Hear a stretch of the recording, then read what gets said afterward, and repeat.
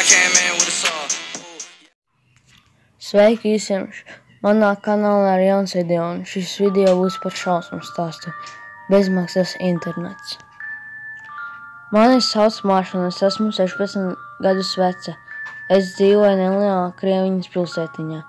Mans tētis nepelna daudz naudas, un mēs neesam pārāk bagāti. Ir ļoti daudz lietas, ko mūsu ģimenē nevar atļauties. Viena no tām ir internets. Kādu dienu skolā manas klases biedri runāja par bezmaksas internetu. Tev tikai vajag tam pievienoties un var darīt internetā, ko vēlies. Tas izklausās pārāk labi, lai būtu patiesība. Vakar atnākot mājās, es vēlējos to izmēģināt. Es ieslēdzu datoru, sameklēju to internetu tīklu, signāla stiprums bija izcils, un es arī to savienojos. Momentā atverās internetu tīkls, un es uz melna fona ar sarkaniem burtiem bija rakstīts laipni lūdzam šajā tīklā. Mēs neprasām maksāšanu. Mums tikai nedaudz jāzina par lietotājiem. Lūdzu atbildiet uz sekojošiem jautājumiem.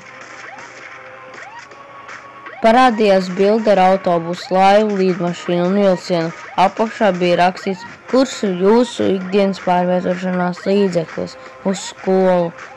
Es braucu ar riteni, mana ģimene nepieder mašīnu, un mēs nekad nekur nebraucam. Tādēļ pēc nejaušības principa es izvēlējos vilcienu. Ekrānā parādījās paldies, un es sāku lietot internetu. Tagad es izveidoju Twitter kontu un sazinājos ar draugiem Facebookā.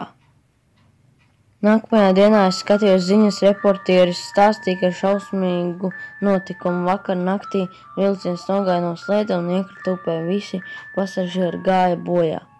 Es nošausminājos, jo atceros, ka vakar es atzīmēju, ka pārvietojos ar vilcienu. Es mēģināju sev iestāstīt, ka tā ir tikai sakritība.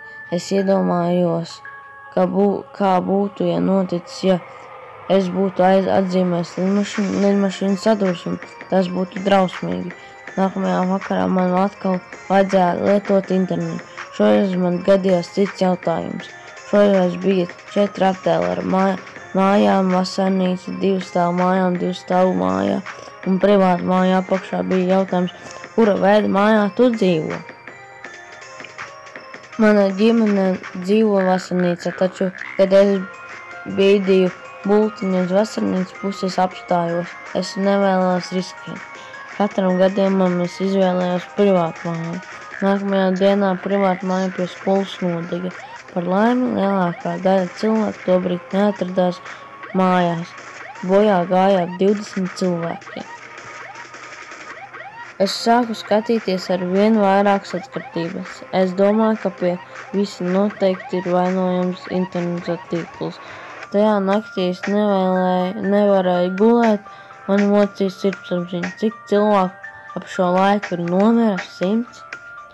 Es izlēmu vēl pēdējo reizi mēģināt. Es ieslēdzu datoru un savienoju ar tīklu. Es gandrīz iekliedzos, kad ieraudzīju attēlā ar mammu, tēti, māsu un mani. Apakšā ar lieliem sarkaniem burtiem bija rakstīts, kurš ir tavs mīļākais ģimenes loceklis. Ja patīk šīs video, spied like, abonē un komentē. Ja dabūsim 10 laikus, tad uztaisīšu vēl vienu tāda veida tipa video.